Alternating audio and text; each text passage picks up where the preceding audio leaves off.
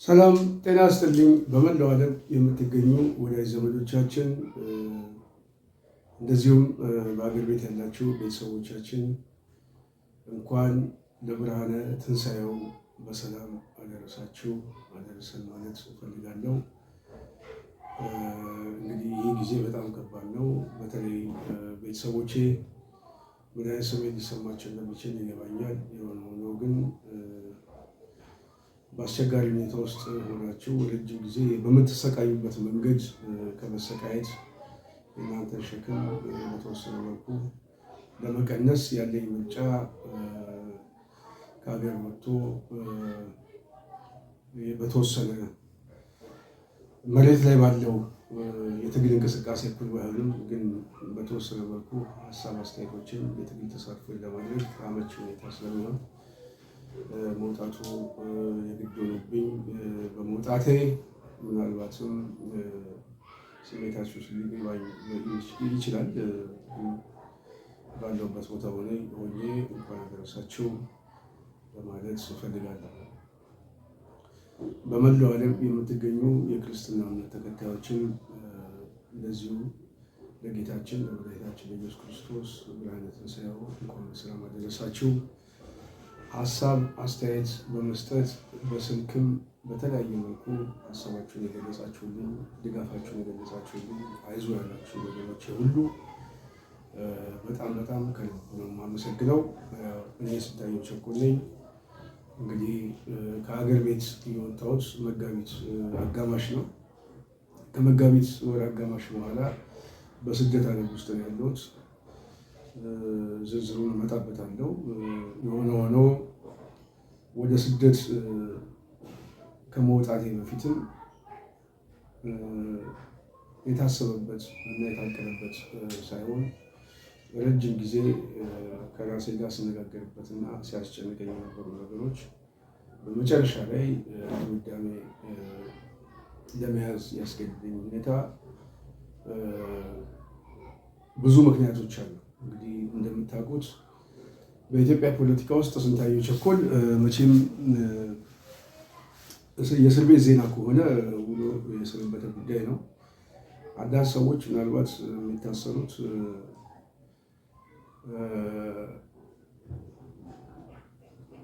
በተለያየ ወንጀል ሰዎች ሊታሰሩ ይችላሉ። እኛ የምንታሰረው ግን የነፃነት ጥያቄ ስንል የነፃነት ጥያቄ የያዝን ሰዎች ደግሞ ሀሳብ አስተያየታችንን እንገልጻለን። ሀሳባችንን መግለጽ ብቻ አይደለም፣ ሀሳባችንን የሚደግፉ ኃይሎችን እናደራጃቸዋለን።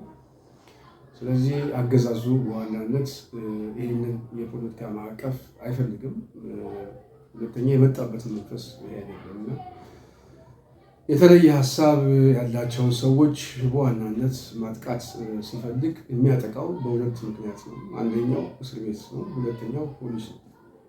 በሶስተኛ ደረጃ አቃቢ ሕግ ነው፣ የፍርድ ቤት አስፈጻሚውን በመጠቀም እና ሕግ ተርጓሚውንም ሕግ አስፈጻሚውንም በመጠቀም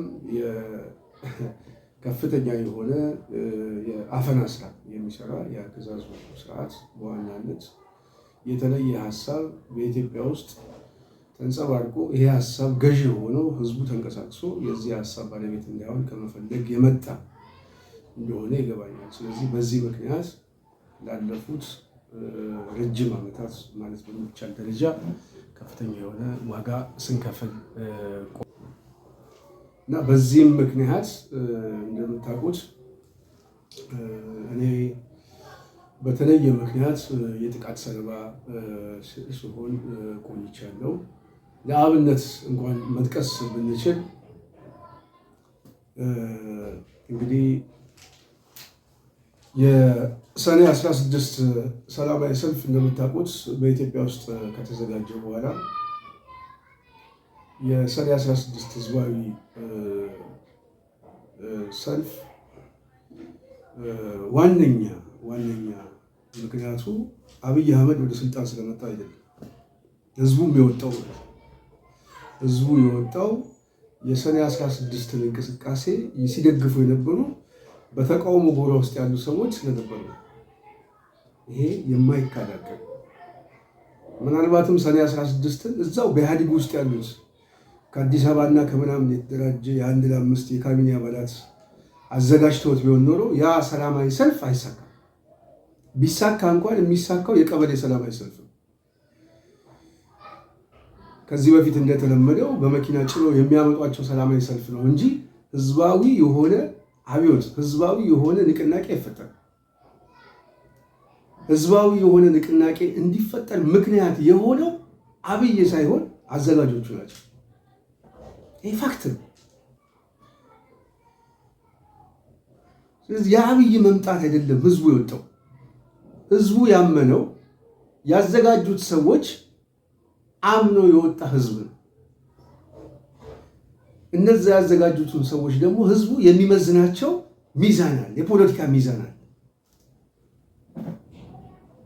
ያ የፖለቲካ ሚዛን ቅብሉነት ነው ህዝቡን ወደ አደባባይ እንዲወጣ ምክንያት ያደረገው።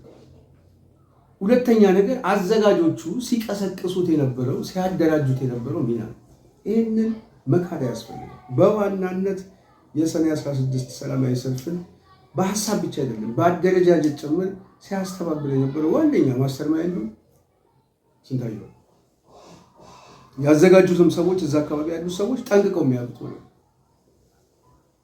በሚገባ የሚያውቁት።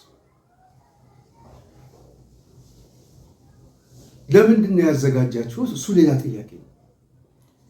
የሰኔ 16 ጥያቄያችን ግን በዋናነት ባለፉት 27 ዓመታት ውስጥ በኢትዮጵያ ውስጥ ስር ነቀል ለውጥ ሊመጣ ስላልቻለ አሁን ወደ ለውጥ የመጣው ኃይል ይህንን አጋጣሚ ይጠቀማል ወይ? ይህን አጋጣሚ የሚጠቀም ከሆነ እድሎችን እንስጠው በሚል ነው። እኛ ጅማ መወለዱን ከኦሮሞ ብሔር መወለዱን ምናምን አይደለም ዋና ጥያቄ።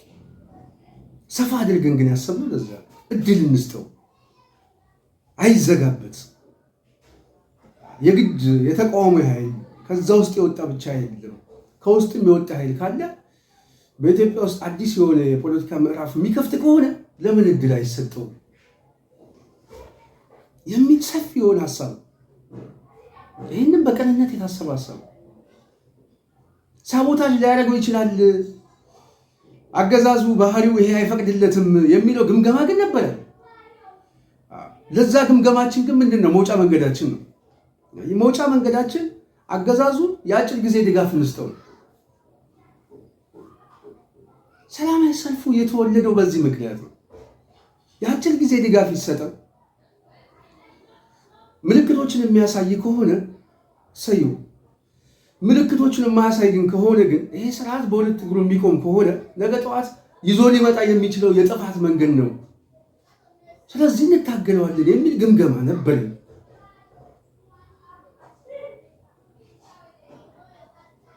ስለዚህ ሰላማዊ ሰልፉ በዋናነት የተዘጋጀው ይህንን ተስፋ በማድረግ አንድ።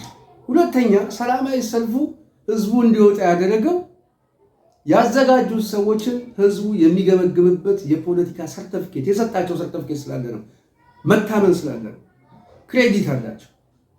የህወሓት አገዛዝን በመታገል ከፍተኛ የሆነ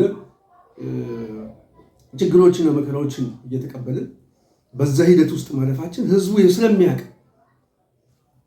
እንጂ አብይን ስለደገፈው አይደለም። በዋናነት ይህንን ጠንቅቀው ያውቁታል።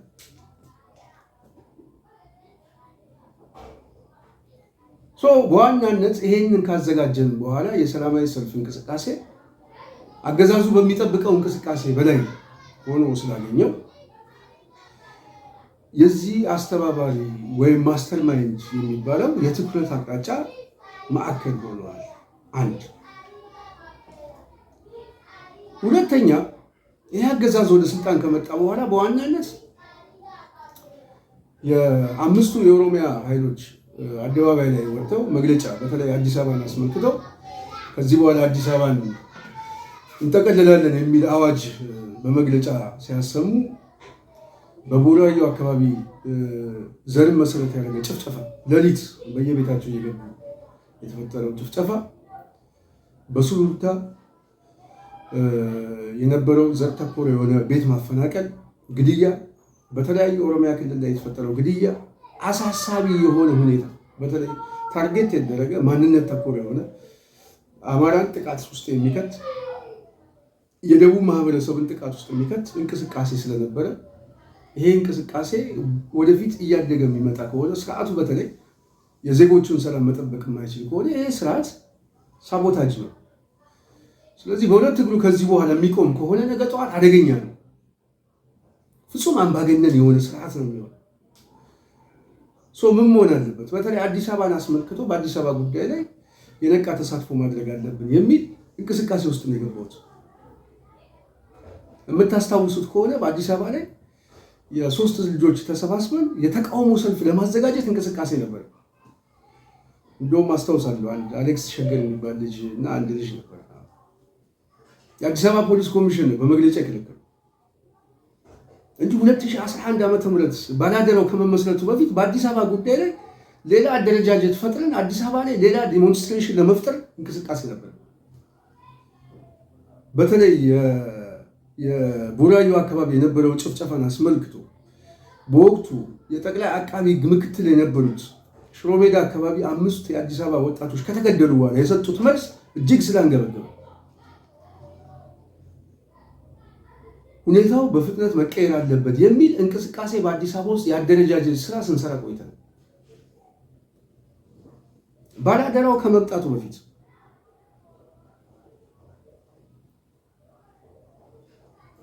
በዚህ ምክንያት አዲስ አበባ ላይ የሰላማዊ ሰልፍ እንቅስቃሴ ለማድረግ እንቅስቃሴ አድርገን እንደውም ራስ ሆቴል አስታውሳለሁ መግለጫ ሁሉ ሰጥቼ ነበረ። የአዲስ አበባ ፖሊስ ኮሚሽን የሰልፉ ዓላማ ስለገባኝ ይሄ ሰልፍ የተፈቀደ ሰልፍ አይደለም ብሎ በመግለጫ ነስቆም ወደ እንቅስቃሴ ለመግባት ዝግጅት ነበር። የተቃውሞ እንቅስቃሴ ውስጥ ለመግባት ማለት ነው። ምክንያቱም ከድጋፍ በኋላ አገዛዙ የነበራቸው ማሳያዎቹ በሙሉ ወደ ጥፋት የሚወስደን እንደሆነ ለኔ ግልጽ የሆነ ግምገማ ነበር። ግልጽ እና በዚህ ምክንያት ወደ ተቃውሞ ለመግባት እንቅስቃሴ በምናደርግበት ሰዓት አዲስ አበባ ፖሊስ ኮሚሽን እግድ ካስገባ በኋላ ከከለከለን በኋላ ሰልፍ ማድረግ አልቻለም። በአዲስ አበባ ጉዳይ ላይ ግን ጥያቄዎች እየተወዳሉ መጡ። በተለይ አዲስ አበባ ላይ መደራጀት አለብን የሚል ጥያቄ ገፊ ምክንያት ጥያቄ በስፋት ይመጣብኝ ስለነበረ ይሄ አጋጣሚ እንደ ጥሩ አጋጣሚ የተፈጠረው ምንድነው አስታውሳለሁ የአና ጎሜዝ የአውሮፓ ህብረት ልዑክ ተወካይ የነበሩት ሚስ አና ጎሜዝ ወደ ኢትዮጵያ ለጉብኝት እንደሚመጡ ከወንድሜ አቶ እስክንድር ነጋ በስልክ መልእክቱ ከነገረኝ በኋላ በዚህ ጉዳይ ላይ ለመነጋገር ራስ ሆቴል ተገናኝተን ራስ ሆቴል ላይ አና ጎሜዝን ለመቀበል እንደ ጥሩ አጋጣሚ መጠቀም ስላለብን እሳቸውንም ታንኪዩም ለማለት ስላለብን በተለይ 97 ምርጫ ላይ የፈጸሙት ህዝባዊነት በጣም ትልቅ ጉዳይ ስለነበረ በጣም በደስታ ተቀብየው እሳቸውን ለመቀበል እንቅስቃሴ ውስጥ ነው የገባነው ዝግጅት ለማድረግ። ይሄ ዝግጅት የፈጠረው አደረጃጀት እና ስብስብ የአዲስ አበባን እንቅስቃሴ ለመፍጠር ደግሞ ሌላ ምክንያት ነው።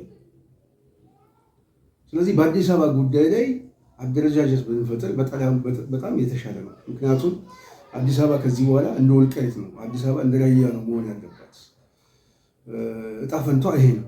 ምክንያቱም አማራው የሚፈናቀልበት አዲስ አበባ የለም፣ ከአዲስ አበባ የሚፈናቀል አማራ የለም፣ መታሰብም የለበትም እንኳን መፈናቀል የትኛውም ብሔረሰብ አማራ ብቻ አይደለም። አዲስ አበባ ካፒታል ሲቲ ነው፣ አዲስ አበባ ማዕከል ነች። ስለዚህ አዲስ አበባ ባለቤትነቷ በማዕከል ውስጥ ያሉ ስብስቦች ናቸው፣ ነዋሪዎቹ ናቸው እንጂ አንድ ብሔር አይደለም። ሊሆንም አይችልም። በነገራችን ላይ ወደፊትም አይሆንም። አሌፖ ሊሆን ይችላል። አዲስ አበባ ግን በእርግጠኝነት የምናገረው የኦሮሞ ሊሆን አይችልም። አልፋና ኦሜጋ ማለት ነው። ያው ተያይዘን መውደቅ ነው። ስለዚህ አዲስ አበባ ማዕከሉ የነዋሪው ስለሆነ በዋናነት ነዋሪው ማዕከል ያደረገ አዲስ አበባ መፍጠር አለብን። ስለዚህ በዚህ ጉዳይ ላይ ለምንድን ነው ማናስብበት የሚል ሀሳብ ተነጋገርበት አመጣው። እውነት ለመናገር ሀሳቡንም የገፋሁት እኔ ነኝ። በዚህ ጉዳይ ላይ ተስማማን። የአና ጎሜዝ ዝግጅት ካለቀ በኋላ በቀጥታ ወደዚህ አደረጃጀት እኔ እገባለሁ። በጣም በአጭር ጊዜ ውስጥ አንድ ሳምንት ነው አስታውሳለሁ። አንድ ወንድማችን ሽመልስ የሚባል አለ። ሽመልስ ለገሰ ታውቁታላችሁ፣ በጣም በስፋት የሚታወቅ ነው እና ሽሜ ትንሽ የውጭውን ጉዳይ በማስተባበል እኔ በአንድ ሳምንት ውስጥ አደረጃጀት መፍጠር አለብን ብዬ በአንድ ሳምንት ውስጥ እውነት ለመናገር እኔ ባሰብኩት ልክ አይደለም፣ እግዚአብሔር ነው የፈጸመው። የሁለት አዳራሾችን ጠየቅን። አንዱ መብራት ኃይል አዳራሽ ነው። አንደኛው ደግሞ መገናኛ ኮከብ ህንፃ አካባቢ የሚባል ነው። ሁለቱም አልተፈቀደም። ደብዳቤ ጻፉ ተብለን ለአዲስ አበባ ከተማ አስተዳደር በሰዓቱ ታከለው ማለት ነበረው አስተዳደር ነው ደብዳቤ ጻፍ ነው ማመልከቻ ነው። ያው ደብዳቤ በስበዝም ከላይ የምንባል ሰዎች ሰላማዊ ሰልፍ ማዘጋጀት እንችላለን። ስለዚህ 3 ሰዎች ተፈራርሞ ካስገቡ ምንም ችግር የለም። የአዲስ አበባ ሰላማዊ ሰልፍ እና ስብሰባ ማሳወቂያ ክፍል አለ፣ እዛ ማስገባት ነው። የሰኔ 16ም የተዘጋጀው በዚህ ምክንያት ነው። በነገራችን ላይ አብይ ሰኔ 16 ሲያዘጋጅ ስዩም ተሾመና እኔን ጨምሮ ነው ያዘጋጀው። የአዲስ አበባ ህዝብ እንቅስቃሴ ግን ለማዘጋጀት ግን አይቻልም ነው የተባለው። አዲስ አበባ ከተማ አስተዳደር ውስጥ የጽህፈት ቤት የካቢኔ ጽህፈት ቤት ኃላፊ በስልክ ደውለው ጠርተውን አስታውሳለሁ 2011 ላይ የአዲስ አበባ እንቅስቃሴ ጠቅላይ ሚኒስትሩን ጨምሮ ከንቲባ ታከለ ጨምሮ በእናንተ ጉዳይ ላይ አባገዳዎችን ጨምሮ ነው ያሉት። በከፍተኛ ደረጃ እየተነጋገሩበት ነው። ከፍተኛ ረብሻ ነው የምትፈጥሩት። ይሄ ነገር የማታቆሙት ከሆነ እዚህ ከተማ ውስጥ እልቂት ነው የሚፈጠረው ነው ያለው። አዲስ አበባ ጉዳይ ላይ ተዘጋጅተውበት እንደነበረ ማሳያ ነው። ለእናንተም ጥሩ አይደለም። ይሄን እንቅስቃሴ ማቆም አለባችሁ ነው ያለው። የከንቲባ ጽህፈት ቤት ኃላፊ የካቢኔ ጉዳዮች የከንቲባ ጽህፈት ቤት ኃላፊ በታከለ ኡማ ጊዜ ነበረ ሰውዬ። ማን ገረሱ ነው ምናምን የሚባል ሰው ነው። እንደዚህ ነው ያነቃል። ይሄ ነገር ሳይገድበን አዳራሽም ተከለከለ። እንዳጋጣሚ ሆኖ በአንድ አሌክስ የሚባል ወዳጅ አለ የሽሮ ሜዳ ልጅ ጥቆማ ሰጠኝና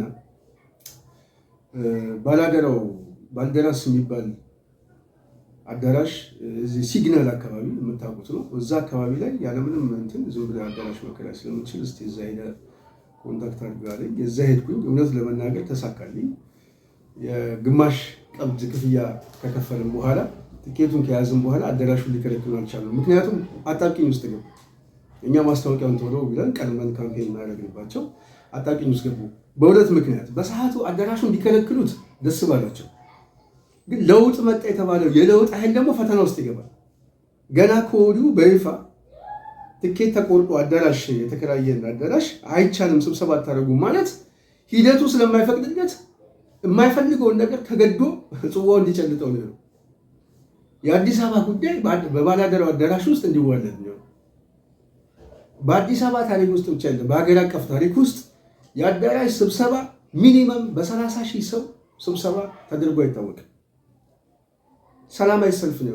ከአዳራሹ አልፎ አደባባዩ ነው የሞላ ሰላማዊ ሰልፍ ነው። የአዲስ አበባ ህዝብ ነው ተነስቶ የወጣው በአንድ ሳምንት ውስጥ ልበል። ሁለት አናጎሜዝን ተቀብለን በሳምንቱ ሁለት መጋቢት አንድ ባላደራው እንዲፈጠር ምክንያቱ ነው ማለት ነው። በዛ ጉዳይ ላይ ምን እናድርግ የሚለው ቀድመን ስለተዘጋጀንበት አዲስ አበባ ልክ እንደ ወልቃይት እንደ ራያ የአዲስ አበባ ጉዳይ ላይ የነዋሪው ጉዳይ ላይ ትኩረት የሚያደርግ ማዕከል መፍጠር አለብን። በኮሚቴ መደራጀት አለብን። ይሄ ኮሚቴ እያደገ ሄዶ ነገ ጧት ሌላ የፖለቲካ እንቅስቃሴ እና ንቅናቄ ሊፈጥር ይችላል። በዋናነት ግን ይህንን ማድረግ አለብን።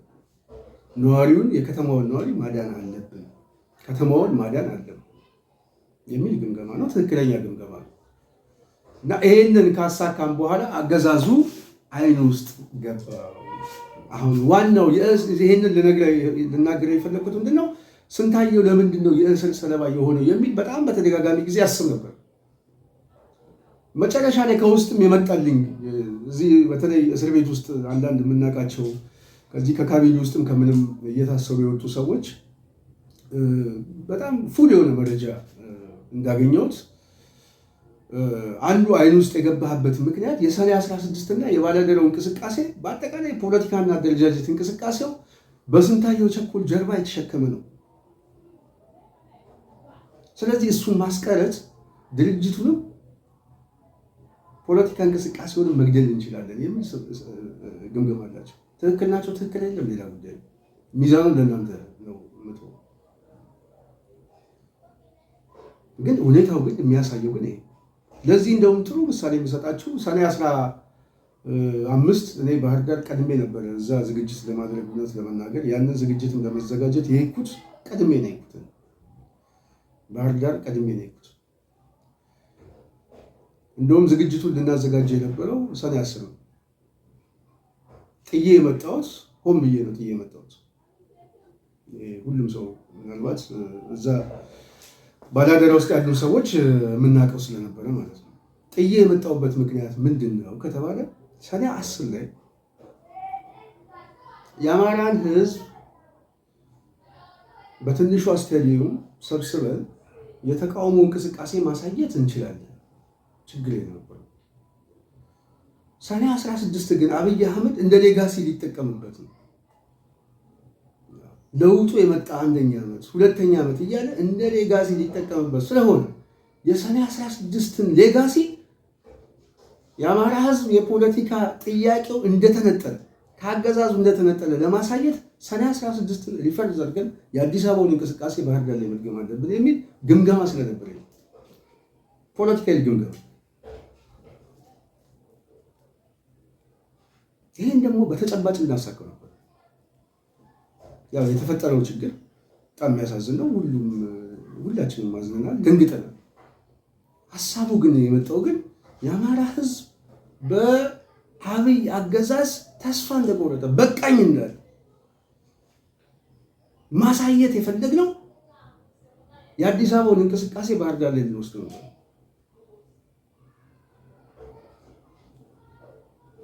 ይሄ ፖለቲካዊ ግምገማ ነው። ሀሳቡንም ያመጣሁት ነው። በዚህ ጉዳይ ላይም ደግሞ ሁላችንም ተስማምተናል እውነት ለመናገር። ስለዚህ የአብይ ሌጋሲ የመስመር ጉዳይ ነው። ከዛ በኋላ ግን ምንድን ነው የገጠመን? ከሰኔ 16 በኋላ የገጠመን ሰኔ 16 ወደ ስንመጣ አንዱ ከሁለት ጊዜ ከሞት ነው ሄዳለሁ እውነት ለመናገር። ሊገድሉን ነበር እነሱ። እዛ አዲስ አበባ ከተማ አስተዳደር ላይ የተናገረው ሰውዬ ነው ትዝ ያለኝ። በእናንተ ጉዳይ ላይ በሪዘክቱ እየተሰባሰበ ነው አባገዳው ሳይቀር እና ለህይወታችሁ ማስጊ ነው ያለው። በጣም በጣም በቃ መሰረታዊ ጉዳይ ላይ አማራ ክልል ላይ ሁለት ጊዜ ሊገድሉ ነበር። አንዱ እዛው አየር መንገድ አካባቢ ላይ እንቅስቃሴውን ይዘን አጅበን ስንወጣ በተፈጠረው ችግር የህይወት ሰለባ ልንሆን ነበር። ሁለተኛው ግን በ16ቱ እሑድ ቀን ከከተማው ኮንትራት ይዘን እየወጣን ባለንበት ሰዓት ላይ በሞጣ መንገድ እየሄድን እያለ ከከተማው 17 እና 18 ኪሎ ሜትር ርቀት ላይ በዲሽቃና በዙ 23 የታጠረ ከ30 እስከ 40 በላይ የሆኑ ልዩ ኃይልና ሚኒሻ መንገዱን ዘግተው መኪናውን በርቀት ሊያጋዩት ነበር፣ ሊያቃጥሉት ነበር። ህይወታችንም ሰለባ ውስጥ ገብተን ነበር። ይሄ እንዳይሆን እግዚአብሔር የከለከለ ምንድን ነው? የዚህ የቲሙ ኃላፊ የነበረ አንድ ሰው መኪናውን ቁም ነው ያለው። መኪናው ባይቆም ሊመታ ነው። ስልክ ግን የተነገራቸው ግን መኪናውን አታስቆሙ ተብሎ ነበር። ሰውየው መኪናውን ቁሙ ያለው እንደው እግዚአብሔር የሆነ መንፈስ ቅዱስ አናግሮት ነው እንጂ መኪናው በማይቆምበት ሁኔታ ምታ ነው የተባለው። ግን ቁም ሲል ቆመ። ልጁን ቆመ። ሲቆም ሹፌሩና ቁም ያለው ሰውዬ አንድ ቀበሌ ላይ ናቸው። የሚተዋወቁ ሰው ናቸው። አንድ ቀበሌ አብሮ አደጉ ነው። ልብ አሉ። ምንድን ነው የጫንከው? መሳሪያ ጭነሃል? ኧረ አልጫንከው። ማን የጫንከው? ሰው ነው የጫንኩት። ሰውየው ወጣ። መታወቂያ አምጠዋል። መታወቂያ ያሳየናቸው። መታወቂያችን ሳይ በጣም አለቀሰ። የእሱ ማልቀስ እውነት ለመናገር እኔም ራሱ እንባ ተናነቀኝ በሰዓቱ ማለት ነው። እና ግን ሁኔታው ግን ገርሞኛል። ምንድን ነው ለምንድን ነው ሰው የሚጨነቅበት ምክንያት የሚለው በጣም ገርሞኝ ነበር። እና ሊከፋፍሉ ሊበትኑ እንደዚህ ልንሆን ምናምን ይላል። ምንድን ነው ሁኔታው ሲባል መኪናው መሳሪያ ይዞ የወጣ መኪና አለ መቱት እንዳይቆም የተባለ ነው። በዚህ ደረጃ የደህንነት ኮሚኒኬሽኑ የተሳሳተ መረጃ ሰጥቶ ሊያስመቱ ነበር እና ባትቆሙ ትመቱ ነበር። እኔ ቁሙ ማለቴን የጠቀመኝ ያለ ሰው እግዚአብሔር ይስጠው እንኳን ቁሙ አለ። መቼም እግዚአብሔር እንዳይናገር በዚህ ደረጃ ያንን ሁኔታ አለፍን። ያንን ሁኔታ ካለፍን በኋላ በቀጥታ የአባይ በረሃ አካባቢ ላይ ዘግተው እየጠበቁን እና ሌላ እርምጃ ሊወስዱብን እንደሆነ ስናቅ የጓዜው መንገድ በዚህ በመካነ ሰላም በኩል አድርገን በደሴ ዞረን እንደዚህ ዞረን ነው በሰሜን ሸዋ በኩል በደብረ ብርሃን በኩል የገባነው። ሌሊቱን ሙሉ መኪና ተነጥቶ ማለት ነው። ያንን ሁኔታ በዚህ ሁኔታ ካለፍን በኋላ በ17 ሌሊት ቤቴ መጥተው የመጀመሪያውን ሰው ነው ያሰሩ። ቤቴ አካባቢ ሰፈሬ ላይ ማለት ለ5 ወር ለ6 ወር አካባቢ አስታውሳለሁ። እነ ክርስቲያን ታደለ እነ በለጠ ካሳ በጣም ብዙ ልጆች ነበሩ። ሁላችንም አዲስ አበባ ፖሊስ ኮሚሽን ለ5 ለ6 ወር አካባቢ እዛ ቆየን። ታህሳስ ላይ ነው የተፈታሁት። ኤልያስ ገብሩም ከኔ ጋር ነበር። ከዛ በኋላ ኤልያስ ገብሩ ከኋላ መጣ። ኤልያስ የባላደራው አንድ አባል ነበር።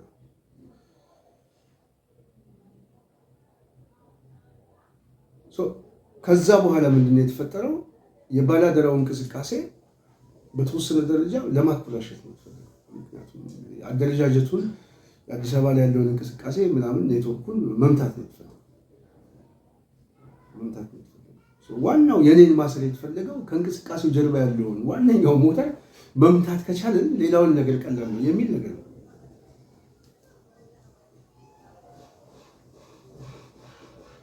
አሳክቶታል በተወሰነ መልኩ ብዬ አስባለሁ። ግምገማው እናንተ የኔ ግምገማ እንተወው። ይሄንን ካደረጉ በኋላ እኔ ታህሳስ ላይ ከተፈታ በኋላ የባላደራው እንቅስቃሴ እንደምታስታውሱት ያው በጣም እየተወዘ ስለመጣ የአዲስ አበባ እንቅስቃሴን በጣም እየተወዘ ስለመጣ የአዲስ አበባ የፖለቲካ እንቅስቃሴ ከዚህ በኋላ መታጠፍ አለበት ተብሎ የፖለቲካ እሳቤ ወደ ፖለቲካ ድርጅት እንዲታጠፍ የተደረገው ባላደራው ምክር ቤት ወስኖ የመጀመሪያው ወስኖ እኔ ከተፈታው በኋላ ይሄ እንቅስቃሴ ውስጥ የባላደራው የመጨረሻው ስብሰባ ተደርጎ የታሰበ ተወሰነ። ይሄ አቅጣጫ ግን የት ይሰጥ ተባለ? አሜሪካ ሀገር ቢሰጥ የተሻለ ነው።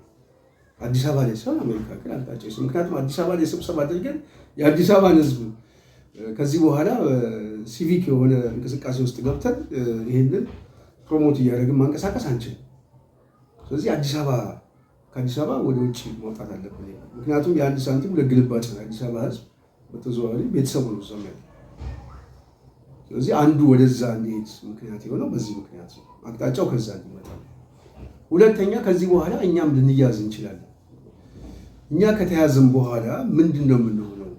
ኮላፕስ ሆኖ ከሚበላሽ የአዲስ አበባን እንቅስቃሴ በተወሰነ መልኩ አድማሱን እናስፋውና ከኢትዮጵያ እናወጣው። ስለዚህ ተወካዩን ደግሞ ከኢትዮጵያ ውጭ እናድርግ ብለን አንድ ተወካይ ያው ለጊዜው ብልጽግና ማዕቀፍ ውስጥ አስተሳሰብ ላይ ቢገኝም ወንድም ኤርሚያስ ለገሰ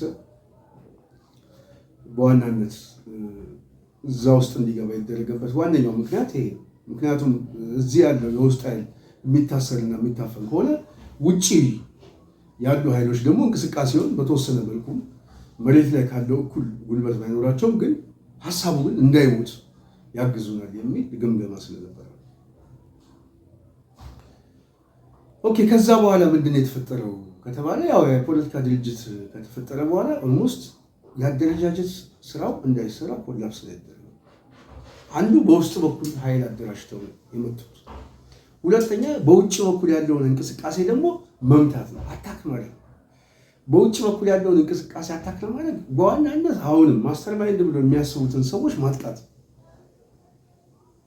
በተለይ ደግሞ ከምርጫው በፊት ማጥቃት፣ ማሰር፣ ከጨዋታው ማውጣት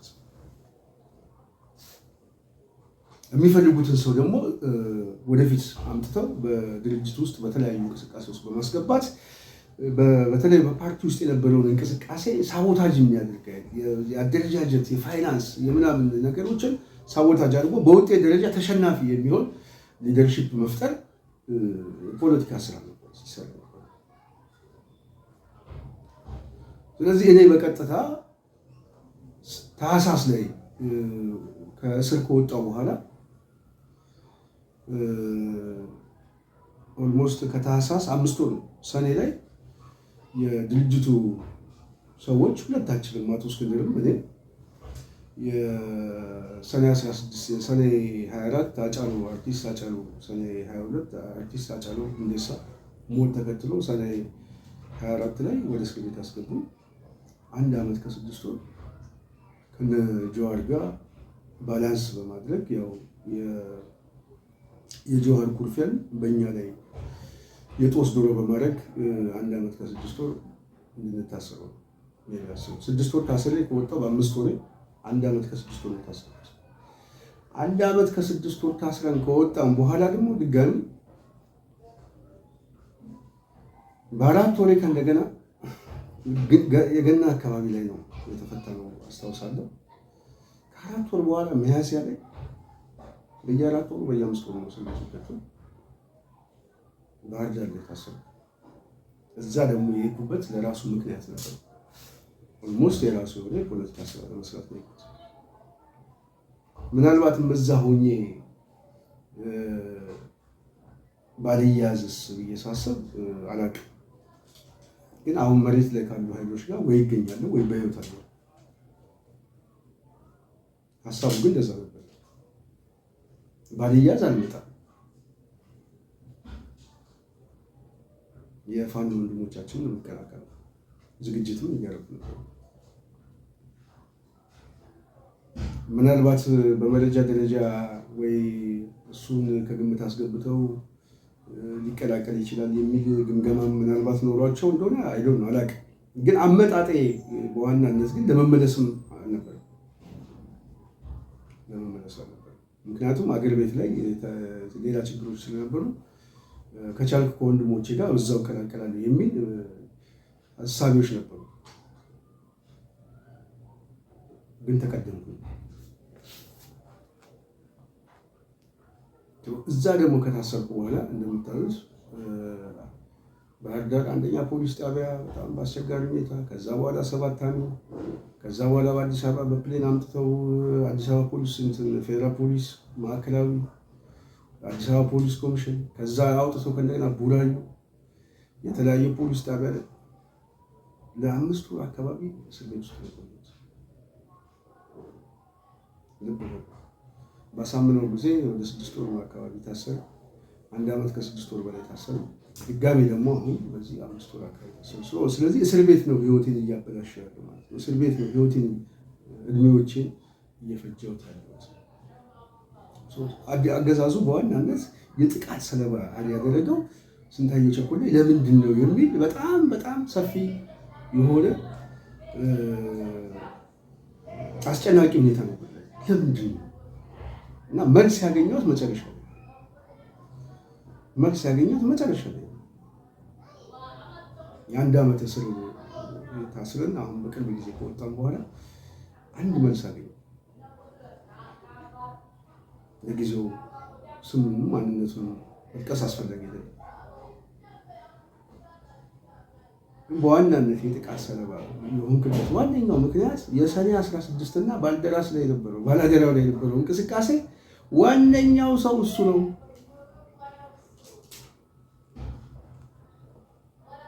እሱም መምታት አለብን፣ እሱም ማጥቃት አለብን የሚል የዛ ሰለባ ሆነሃል። ከቻልክ ከሀገር ውጣ።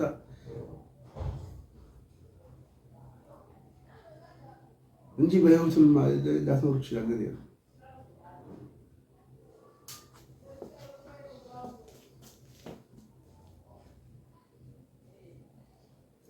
ስለዚህ እንደዚህ አይነት የጥቃት ሰለባ ውስጥ ቆይተናል።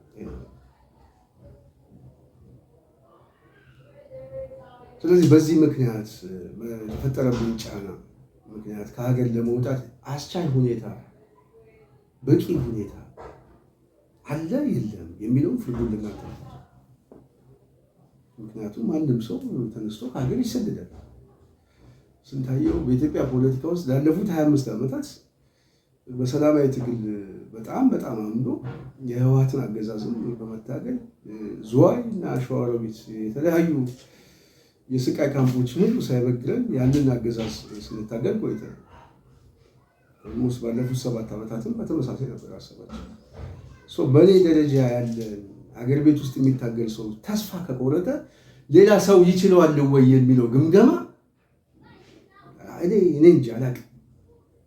ማለት በእኔ ደረጃ የዞን ቆዳ ያለው ሰው የለም። ቻይ የሆነ ሰው አለ ብዬ አላምንም። እኔ ብዙዎችን ስለማውቃቸው ነው። ለራሴ መታበይም አልፈልግም። ግን ሁኔታውና ግምገማውን እውነቱን ደግሞ መካድ አልፈልግም። ካለ እኔ ምናልባት ወደፊት ካለ ይሄንን እየተጋፈጠ የሚታገል ሰው ካለ እኔ ለመደገፍ ዝግጁ ነው። በጣም በሁለንተናዊ ለመደገፍ የለም። እኔ ተስፋ የቆረጥኩበት ሰላማዊ ትግል ሌላው ሰው ይቻላል ብሎ ካመነ ፌዝ ነው። ምናልባት ቢሮ ከፍቶ ምናምን ማህተብ ይዞ የኪስ ቦርሳ አድርጎ መዞር ይቻላል። ምንም ችግር የለም። እንደዛ ከሆነ የምርጫ ቦርድ ሄጄ ፓርቲ መመስረት ይችላል። ሰው አደራጅቼ በቂ የማደራጀት ልምድ ያለ ምንም ችግር የለም። ከምርጫ ቦርድ የሚሰጠኝን ድጎማ እየተቀበልኩ መኖር ይችላል። ለመኖር ከሆነ ከምታሰር ይልቅ ድጎማ አለ፣ እሱ ያኖረኛል። ችግር የለም። ቤተሰብ መራበታል። የፓርቲዎች የጋራ ምክር ቤት ስብሰባ ምናምን አለ፣ ምንም ችግር የለም። የሱፍና ከረባት አድርጌ መጥቼ ይቻላል እኮ ለመኖር ከሆነ። አንዳንድ ሰዎች ትንሽ ሰዎች አሉ የምንታገለውን ትግል ሲያሳንሱት እስሩን የችግር መወጣጫ ነው። ትግላችንን ከንቱ ትግል ታስሮ ለመጀቅ እያሉ የሚናገሩ ሰዎች ካገዛዙ በላይ ህመም ናቸው። እነዚህ ሰዎች ነገ ዋጋ ይከፍሉበታል። ዋጋ መንዝረን በጻፉት ልክም በተናገሩት ምላስ ልክም ዋጋ ይከፍሉበታል። የጊዜ ጉዳይ ነው፣ ጥያቄ የለው። ግን የጀርባ ታሪካቸውን እናነብላቸዋለን። በጠዋት የማይቀር ጉዳይ ነው፣ በህይወት እስካለን ድረስ ማለት ነው።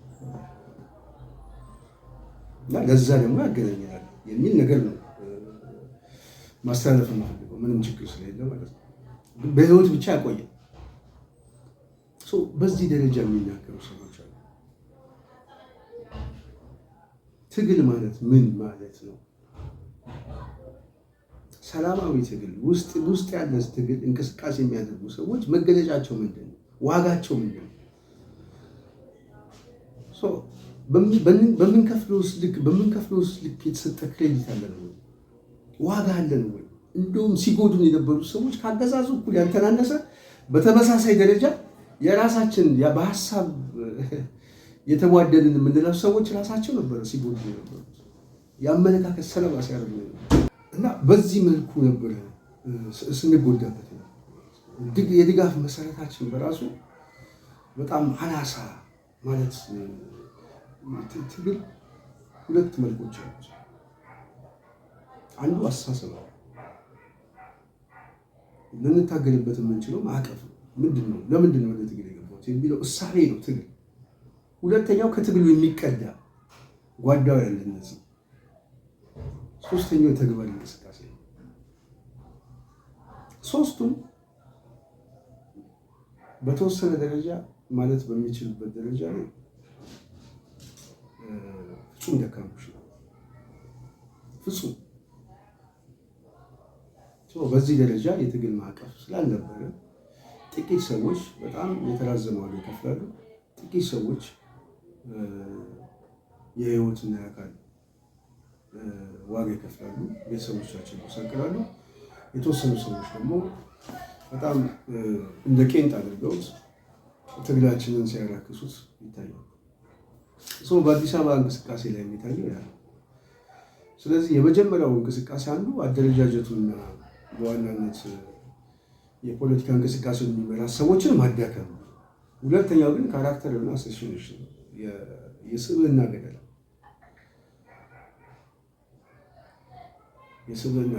ፖለቲካ ስብዕና ገደላ። የመጀመሪያው እንቅስቃሴ ከአማራ ህዝብ ጋር በተያያዘ የአማራ ተወካዮች አድርጎ ማየት እንደዚህ አይነት ጭንብሎችን መስጠት ምናምን እኔ አማራ ነኝ፣ የአዲስ አበባ ውስጥ የምኖር አማራ ነኝ። የአማራ ህመም በጣም ይሰማኛል። የአዲስ አበባ እንቅስቃሴ የከተማ እንቅስቃሴ ነው። የአዲስ አበባ እንቅስቃሴ ከፍ ሲል ደግሞ አማራ በታሪኩ ርስቱ በታሪኩም ርስቱ ባለቤት ነው።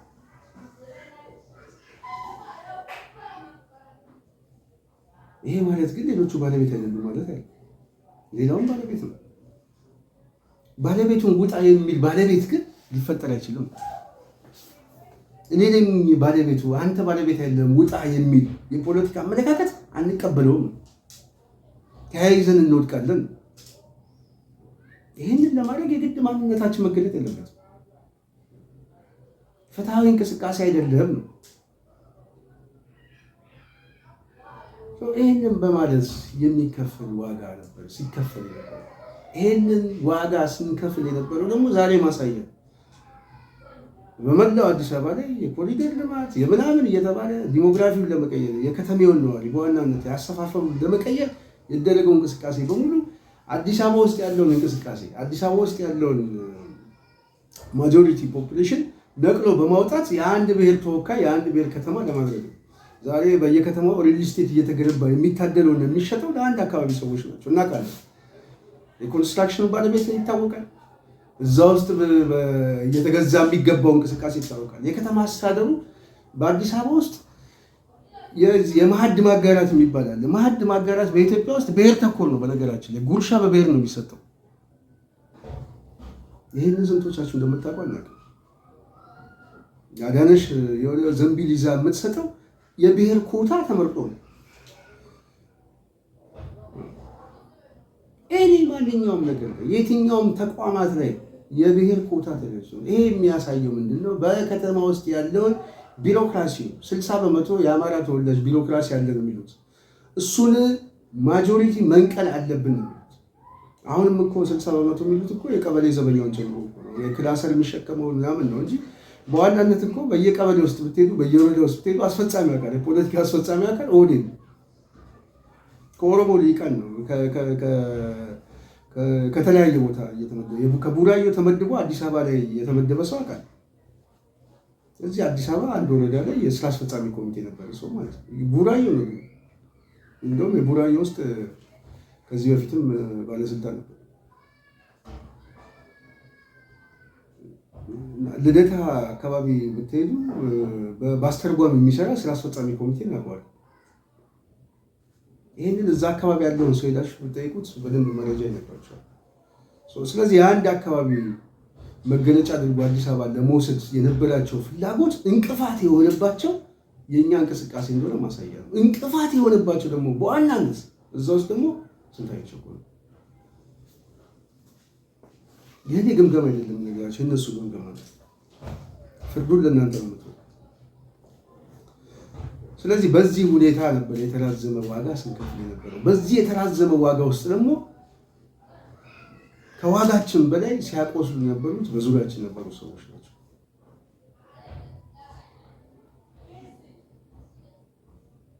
ያንን ጊዜ አልፈናል። በውጤት ደረጃ ምን ነበረ ከተባለ በውጤት ደረጃ ውጤቱ መናገር አልፈልግም። ህዝቡ የሚያውቀው ውጤት ስለሆነ ማለት ነው። ስለዚህ ከዚህ በኋላ እንደዚህ አይነት ቂምና ጥላቻ ያለው ቡድን አዲስ አበባ ውስጥ ተቀምጦ አገር ቤት ውስጥ ተቀምጦ ፊት ለፊት መታገል አስቻይ ሁኔታ የለም።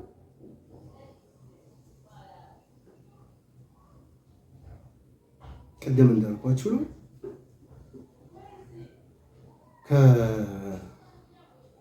ከሰኔ 15 ጋር በተያያዘ ለ6 ወር ከታሰረ በኋላ ድጋሚ ባጫሉ ጉዳይ ላይ 1 ዓመት ከ6 ወር እስር ቤት። ከዛ በኋላ እንደዚሁ ከባህር ዳር ዱራሜ ጀምሮ አዲስ አበባ ፌዴራል ፖሊስ ጀምሮ እስር ቤት፣ በየፖሊስ ጣቢያው ድረስ እስር ቤት። ከዛ በኋላ የቤተክርስቲያኑ እንቅስቃሴ ከተፈጠረ በኋላ እንደዚሁ ከቤቴ ነጥለው በቤተሰቦቼ ፊት በካቴና አስረው ስላቃቸው ማለት ነው። አካባቢው ሰው እንዲያቸው በፒክአፕ አምጥተው በካቴና አስረው እንደ ከፍተኛ ወንጀለኛ በልጆች ፊት ላይ የቤተሰብን ስነ ልቦና በሚረብሽ ሁኔታ እንደዚህ አይነት ቶርች ማድረግ ዓላማው ምንድን ነው? ግልጽ ነው። ያው እኔን አንገት አሰብሮ ምናምን ከቻሉ ለቀው ውጣ ነው፣ ካልሆነ ደግሞ እናጠፋለን። በዛ ደረጃ የቤተክርስቲያኗ ጉዳይ ላይም ሚያዝያ 3 ታስሬ የካቲት 3 ታስሬ ሚያዝያ 3 ነው የተፈታሁት። 2 ወር አዋሽ 7 ነበርኩ ብቻዬን፣ አንድ ቤት ውስጥ ተዘግቶ ብቻዬን 24 ሰዓት ቤት ተዘግቶብኝ ማለት ነው። እንደ ውሻ ነው ምግብ የሚሰጠኝ በመስኮት በኩል። አንድ ሴትዮ አለች፣ እሷ ምሳ ሲደርስ ምሳ ያውም እየከፈልኩ ነው የታሰርኩት። የሚገርማቸው የአዋሽ 7 ስሩ ደግሞ በጣም ልዩ የሚያደርገው ከኪሴ ነው። አጃቢ ይሰጠኛል፣ ባንክ ቤት ሄዳለሁ፣ ከአካውንቴ ላይ ትንሽ ገንዘብ ይዤ ወጥቼ፣ ይሄ በጣም በታሪክ ምዕራፍ ውስጥ ነገ ጠዋት ምናልባት የሚጻፍ ታሪክ ነው። መጽሐፍ ምናልባት ወደፊት ለመጽሐፍ ዝግጅት አለኝ። እሱን ከጻፍኩኝ ይሄ ታሪክ በጣም የሚያስቅ ታሪክም ነው፣ አስገራሚ ነው። እስር ቤት የታሰረ ሰው ከፍሎ የታሰረ ሰው አላውቅም። ለመጀመሪያ ጊዜ ነው የገጠመኝም ይሄ ነው። ኦልሞስት 20 ሺህ ብር አካባቢ 2 ወር እዛ ስታሰር ከራሴ አካውንት በመኪና ታጅቤ ጀባ ይሰጠኛል። ባንክ እሄዳለሁ፣ አቢሲኒያ ባንክ አዋሽ 7 ብራንች አቢሲኒያ ባንክ። ምናልባት ከስተመሮቹ ይሄን ያውቃሉ፣ እውነታውን ስለምታውቁ ምናልባት ምስክሮች ናቸው። ገንዘብ አውጥቼ መጥቼ ውጪ ምግብ ከሚሸጡ ሰዎች ያው ሪስኩ በጣም አደገኛ በሆነበት ለፈጣሪና ለማህተብ ሰጥቼ ማለት ነው።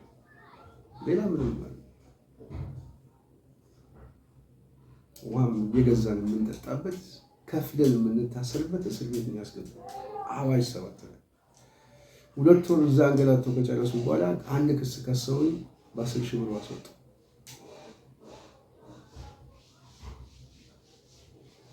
ድጋሚ በአስቸኳይ አዋጅ ብሎ ሚያዝያ ተፈትቼ ሐምሌ ላይ ደግሞ በማሰር 1 ዓመት አዋሽ 40 ካምፕ ወታደራዊ ካምፕ እንዲሁም ሰመራ ከተማ አስታውሳለሁ። የዛሬ ዓመት ሰመራ ከተማ ነበር። አቶ ዮሐንስ ጓያለው፣ ጋዜጠኛ ቴዎድሮስ ትርፌ አንድ ቤት ውስጥ ጠባብ ቤት ውስጥ ነበር።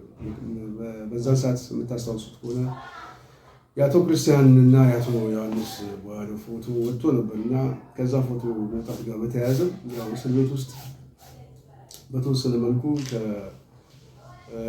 ስንታየው ፎቶ ምናምን ቪዲዮ ምናምን የማግኘት አክሰስ አለው። እሱ ነው። በነገራችን ላይ ይሄ ታሪክም ራሱ ከኔ ጋር የሚያያዝ አሁን የምታስታውሱት ከሆነ ቃሊቲ በነበረበት ሰዓት አቶ እስክንድር መጽሐፍ ጽፎ ወጥቶ ነበር። መጽሐፉ የሚወጣው በሱ በኩል ነው፣ በሱ ኔትወርክ በኩል ነው የሚል ግምገማ ነበራቸው። ለዛ ደግሞ የፌዴራል ማረሚያ ቤቶች እና አጠቃላይ የማረሚያ ቤቶቹ አስተዳደር መጥተው ቂሊንጦ አወያይቶናል፣ አስታውሳለሁ።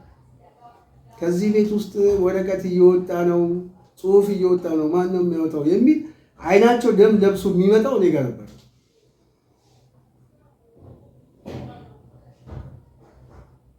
ምናልባት ባህር ዳር አካባቢ ላይ እንደዚሁ እስር ቤት ላይ ሆኜ አንድ ፎቶ እና ቪዲዮ ስለወጣ ያ ምናልባት ከዛም በፊት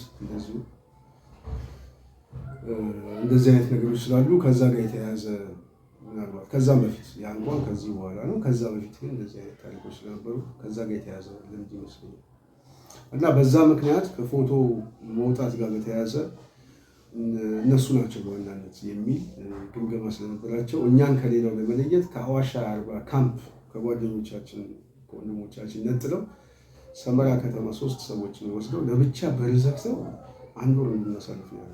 ልክ የዛሬ ዓመት አስታውሳለሁ። እዛች የተዘጋች ቤት ውስጥ አንዳንድ እንቁላል ይዘውልን መጥተው ጾሙን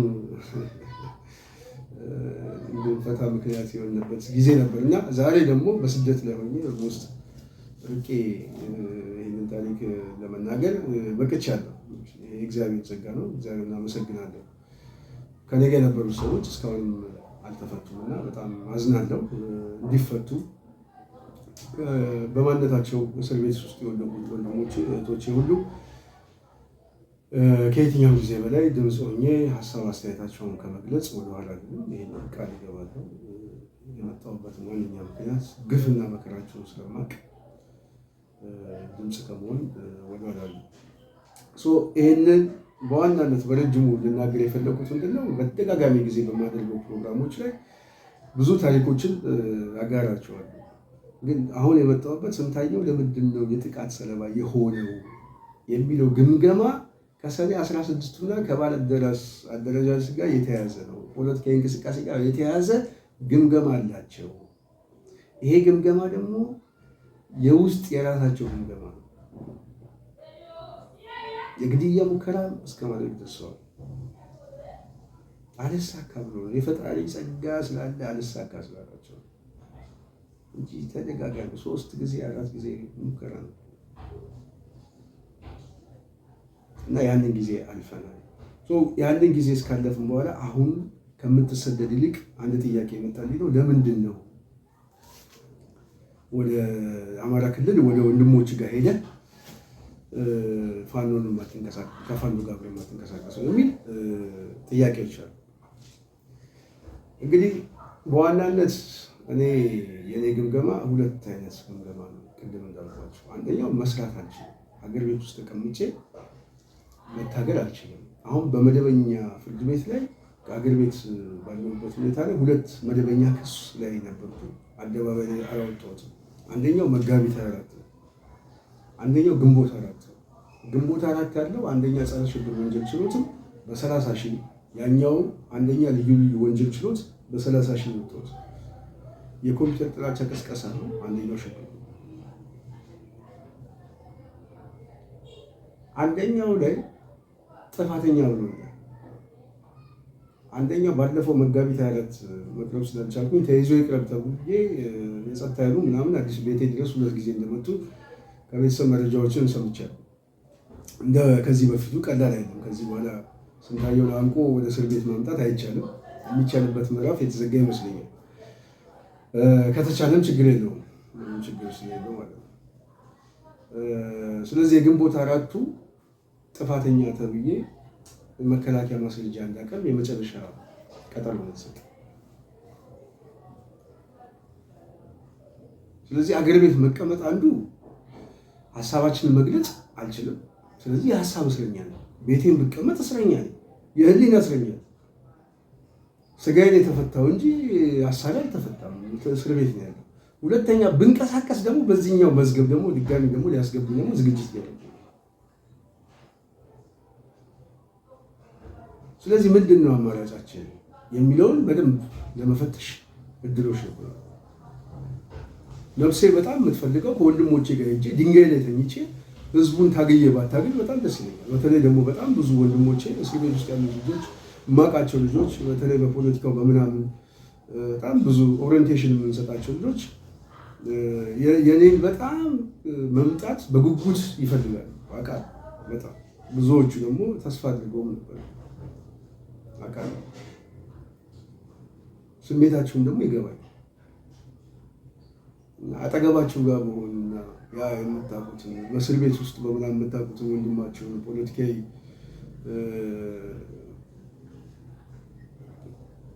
ዓላማ ፖለቲካዊ እንቅስቃሴያችን ላይ በጋራ ሆነን ከእናንተ ጋር ሆኜ ችግርና መከራውን ባሳልፍ ደስ ይላል። ትልቅ ግብአትም ሊሆን ይችላል። ምናልባት ለቅስቀሳው ለአንድ ቀን ቅስቀሳ፣ ለ2 ቀን ቅስቀሳ ጥሩ የፕሮፓጋንዳ ዲስኮርስ ሊፈጥር ይችላል። ስንታየው እዛ ገባ ምናምን ተቀላቀለ ምናምን የሚል አንዳንድ ዜናዎች ሊፈጠር ይችላል። ይገባኛል። እሱ ጥሩ ግብአት ነው። ዘላቂ ግን አይደለም። በዘላቂነት ግን ምንድን ነው የሚሆነው ከተባለ በዘላቂነት ግን ትግሉን ይጠቅማሉ ወይ አማራንስ ይጠቅማሉ የሚለውን ቁጭ ብዬ መገምገም ደግሞ ነበረ። በእኔ ግምገማ አይሆንም፣ አይጠቅመውም። ለምንድን ነው የማይጠቅመው ከተባለ የአማራ ፖለቲካ ለሴራ ትንተና በጣም የተጋለጠ ነው። የሴራ ተንታኝ ፖለቲክስ የለውም። ስለዚህ ኮንስፓየር የሚያደርጉ ኃይሎች በቀላሉ ያዘናጉታል ብቻ ሳይሆን ያደናብሩትና የእርስ በርስ መጓተት ምክንያት ውስጥ እንድንገባ ሊያደርጉን ይችላል። ያ ደግሞ ለእኔም ለትግሉ ለህዝባችንም ጥሩ አይደለም።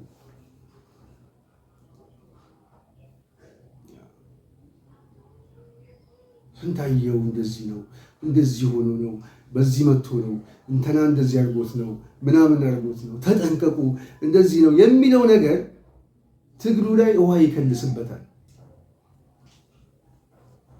አንድነት የሌለው ማዕቀፍ፣ አንድ የሆነ አስተሳሰብ በሌለበት ሁኔታ ላይ ይሄ እዚህ ውስጥ እኔ ብኖር ልጠቅመው የምችለው ነገር ምንድን ነው ብዬ ስገመግመው ለእነዚህ ለጠላት ኃይሎች የሴራ ትንተና ሰለባ ከመሆኑ ውጭ የተሻለ ነገር ሊያመጣ አልችልም። ሂደቱ ነው ያመጣው አይደለም፣ ፈልጌ የለም። ሂደቱ ግን አምጥቶታል። በተፈጠረ መጓተት ውስጥ አንድ ባልሆነ እንቅስቃሴ ላይ እዚህ ቦታ ላይ በየትኛውም ቦታ ላይ መሆን መጓተት ውስጥ ከማስገባት ውጭ ጠቃሚ ነገር የለውም የሚል ግምገማ ነበር። ይሄ ግምገማ ለእኔ ትክክል ነው። ኦኬ ትክክል ከሆንኩኝ ምንድን ነው ማድረግ ያለብኝ? ስለ ህዝቡ ለምን እንጎዳው? ትግሉንስ ለምን እንጎዳለን? ለምንስ ለጠላት ኃይሎች እድል እንሰጣለን? ስለዚህ አገር ለቄ ብሄድ ይሻለኛል። አገር ለቄ ግን ብሄድ ግን ይህን ህዝብ ነገ ጠዋትም እጠቅመዋል፣ አሁንም እጠቅመዋል፣ ፖለቲካሊ ይጠቅመዋል፣ ፕሮፓጋንዳ ስራ በመስራት ይጠቅመዋል፣ የተለያዩ ዲስኮርሶችን በማድረግ ይጠቅመዋል። አድቮካሲ ስላለ ብዙ ነገር አለ። ከውጭ ወደ ውስጥ መሆኜ መስራት የምችልበት ስራዎች አሉ። ዝርዝሩ መናገር ያስፈልጋል። ስለዚህ አገር ለቀን መሄዱ የተሻለ ነው የሚል ግምገማ ስለነበረኝ አገር ለቄ ለመውጣት ትክክለኛ የሆነ ግምገማ ነው። አንዱ ይሄ ነው። ሁለተኛው ቅድም ካልኳችሁ፣ ሶስተኛው ጉዳይ ዛሬ መግለጽ የማልፈልገው ሌላ ደግሞ የግል ጉዳይ አለ፣ የቤተሰብ ጉዳይ፣ የራሴ ጉዳይ። ስለዚህ በእነዚህ ሶስት ተደራራቢ ምክንያቶች አገር ቤት ውስጥ ተቀምጬ አንድ በሰላማዊ ትግል ውስጥ የሚሆን አገር ቤት ተቀምጦ ሀሳብን መግለጽ በራሱ አደረጃጀቱን፣ ስርዓቱን፣ አገዛዙን ከመጥቀም ውጭ ምንም አይነት የሀሳብ ብዝሃነት በሌለበት የመድበለ ፓርቲ ስርዓት በሌለበት ሀሳባችን ተደራጅተን መግለጽ በማንችልበት ሁኔታ እንደ አንድ የኢትዮጵያ ፖለቲካ ላይ ዘለቀ ሊሆን ይቻላል። ስንታየው ሞት ግን በጣም ከባድ ነው። እንደዚህ አይነት ነገር ውስጥ መግባት ሊያስገድድን የቻለ ዋነኛው ምክንያት ይሄ ነው።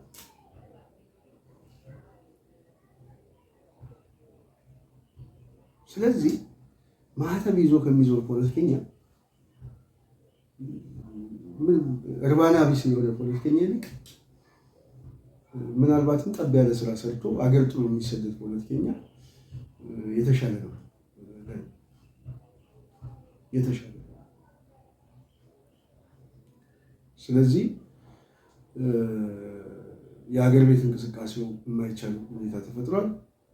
አገዛዙ የጥቃት ሰለባ አድርጎናል። በዛም በኩል መታገል አልችልም። በሄድም የዚሁ የቅስቀሳ ሰለባ ነው የምንሆነው።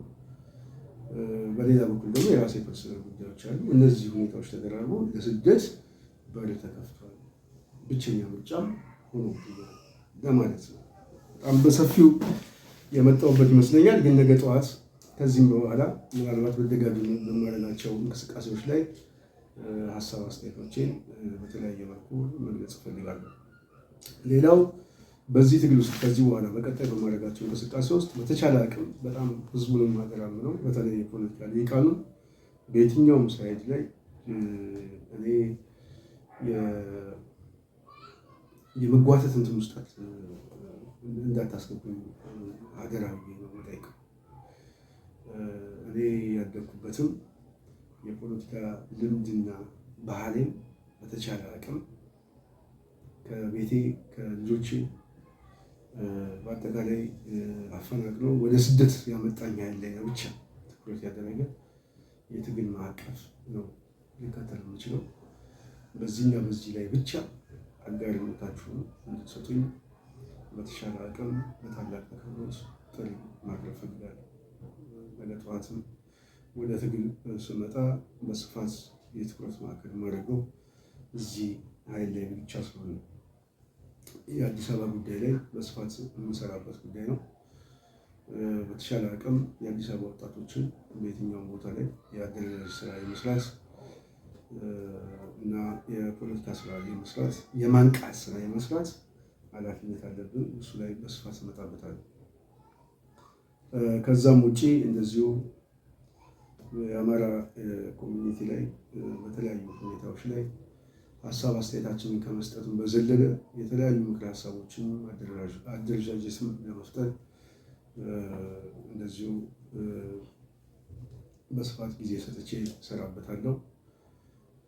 ይህንን ካልኩኝ እንግዲህ ጽናት ሚዲያን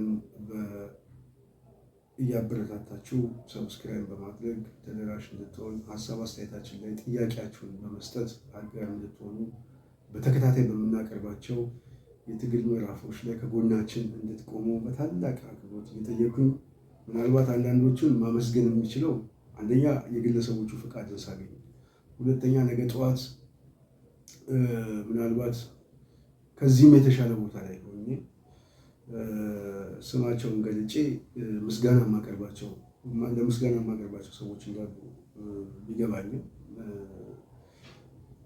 እስካሁን በነበረኝ ሁኔታ ግን በጣም በስልክም በጽሁፍም በአካልም ከጎኔ የሆነው ያበረቱኝ ሰዎች ከልብ ነው የማመሰግነው። ከልብ አንዳንድ ወንድሞች ምናልባት በስደት ሀገር ውስጥ ሆነ በተለያየ ችግር ውስጥ ትገባለህ። ስለዚህ ለአንተም ለቤተሰቦችን በሚል የጎፈንድሚ እንቅስቃሴ የሚከፈቱ ሰዎች ነበሩ። እውነት ለመናገር ስንታየሁ ቸኮል ባደረገው የትግል ተሳትፎ የትግል ታሪክ አንጻር ካየነው ጎፈንድሚ ተከፈተ ከተባለ በኋላ ኦልሞስት እኔ ከአንድ ሰዓት እና ከሁለት ሰዓት በላይ የተቀመጠውን ቶታል እንደው ያልሸፈነበት ሁኔታ ቢገርመን ነው የሚገባኝ እንጂ በዚህ ደረጃ መዘግየቱም ራሱ በጣም ትክክል ነው ብዬ ማላምን። እውነት ለመናገር በጣም ብዙ ኢትዮጵያውያኖች ከጫፍ እስከ ጫፍ አለን። ኦልሞስት ለከፈልነው ዋጋ የሚሰጠን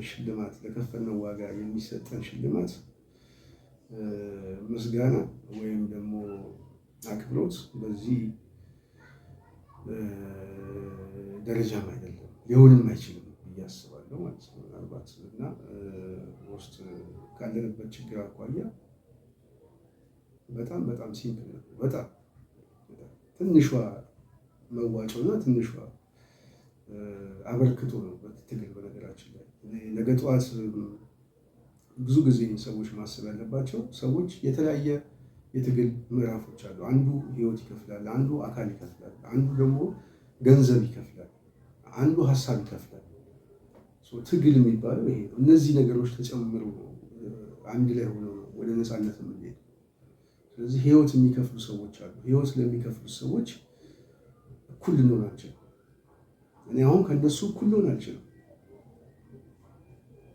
ያንን ምዕራፍ ተሻግረዋል። አገር ቤት ሆነው የሚታገሉ ሰዎች አሉ፣ ሌላ ነው። ውጭ ሆነው የሚታገሉ ሰዎች አሉ፣ ሌላ ነው። በፋይናንስ የሚታገሉ ሰዎች አሉ፣ ሌላ ነው። በሀሳብ የሚታገሉ ሰዎች አሉ። የሁሉም አቀፍ ግን አንድ የውጤት አድማስ የሚፈጥርበት ግብአት ነው እና እኔ አሁን የተፈጠረው የጎፈንድሚ እንቅስቃሴ ኦልሞስት በአጭር ጊዜ ውስጥ የተፈለገውን እንትን አሳክተው ኦልሞስት በቀጣይ ለምሰራቸውም ስራዎችም ለማደርጋቸው እንቅስቃሴዎች ሁሉ አጋርነታችሁን እንድትገልጹ እና በአጭር ጊዜ ውስጥ አበረታች ነገር እንድታሳዩ በታላቅ አክብሮት እጠይቃለሁ። የደወላችሁልኝ እንዳበረታችሁ እግዚአብሔር ይስጣችሁ፣ አመሰግናለሁ። በእስር ቤት ያላችሁ ወንድሞች ሁሉ አይዟችሁ በርቱ ማለት ፈልጋለሁ። በበረሃ ውስጥም ሆናችሁ ይህንን ትግል ከፊት ሆናችሁ ትግሉን እያቀጣጠላችሁ ያላችሁ ወንድሞች ከልብ ነው የምንኮራባችሁ። በየትኛውም እንቅስቃሴ ላይ በየትኛውም ቦታ ላይ የፖለቲካ እንቅስቃሴያችሁን የፕሮፓጋንዳ ስራውን ለመስራት ከየትኛውም በላይ ዝግጅት እያደረኩ ነው። በስፋት እመለስበታለሁ። በስፋት ሀሳብ አስተያየታችሁን ወደ እናንተ እናመጣለን። በሌት ላይ ያላችሁ አይኖች ይሄ ሚዲያ ከዚህ በኋላ የእናንተ ልሳን ነው። በየትኛውም አቅጣጫ ያላችሁት በየትኛውም አቅጣጫ በስልክም በተለያየ ሁኔታ ላይ በምናደርጋቸው የቀጥታ ስርጭቶች ወደ ህዝብ የምትደርሱበትና ከህዝቡ ጋር የምታወሩበት መንገድ እንዲሆንም በታላቅ አክብሮት እጠይቃለሁ። እንድታበረታቱን እንጠይቃለን። ድጋፍ አስተያየታችሁን ስለምንፈልግ ማለት ነው። ከዛ ውጪ ጠበቆችን በተለይ አገር ቤት በነበረበት ሰዓት በነፃ ከጎኔ ሆነው ሲያገለግሉ የነበሩ ጠበቃ ታለማ ከልብ ነው የማመሰግነው። በጣም በጣም ትልቅ ስራ ነው በህይወቴ ውስጥ ጥላ ያለፍከው። በጣም ነው የማመሰግነው። ጠበቃ ሰለሞን፣ ጠበቃ አዲሱን በተመሳሳይ ሁሉንም አመሰግናለሁ። እንደዚሁ በተለያዩ እስር ቤት ውስጥም በተለያዩ ሁኔታ ላይ ሆነ ከጎኔ የሆናችሁ ለእንጀራ ብላችሁ በጸጥታ መዋቅር ውስጥ ያላችሁ፣ በፌዴራል ፖሊስ ውስጥ ያላችሁ ወጣቶች አማሮች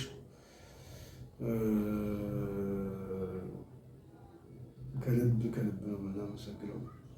ከልብ ይሄ ብቻ አይደለም፣ የደቡብ ተወላጆች ከልብ ከልብ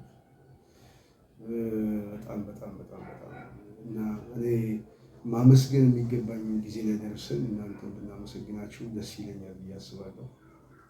በጣም ቅን የሆኑ የኦሮሞ ተወላጆች ራሳቸው በጣም በጣም በጣም በጣም እና ከልብ የመነጨ በየትኛውም ቦታ ላይ ገዛችሁ ከኛ ያልተለየ ወንድሞቻችን ሁሉ ከልብ አመሰግናለሁ። ጊዜው ደርሶ የምንገናኝበት ጊዜ እግዚአብሔር እንዲያመጣልን እመኛለሁ። ከዚህ በተረፈ በመላው ዓለም የምትገኙ ወዳጅ ዘመዶቻችን እንኳን ለብርሃነ ትንሣኤው በሰላም አደረሳችሁ እያልኩ በድጋሚ ጽናት ሚዲያን ሰብስክራይብ በማድረግ ሼር በማድረግ እንደዚሁም አስተያየታችሁን በመስጠት እንድታበረታቱን እየጠየኩኝ የዛሬውን የጽናት ፕሮግራም በዚህ ቋጫለሁ። በሌላ ጊዜ በሌላ ርዕስና አጀንዳ እስክመጣ ድረስ መልካም አመሰግናለሁ።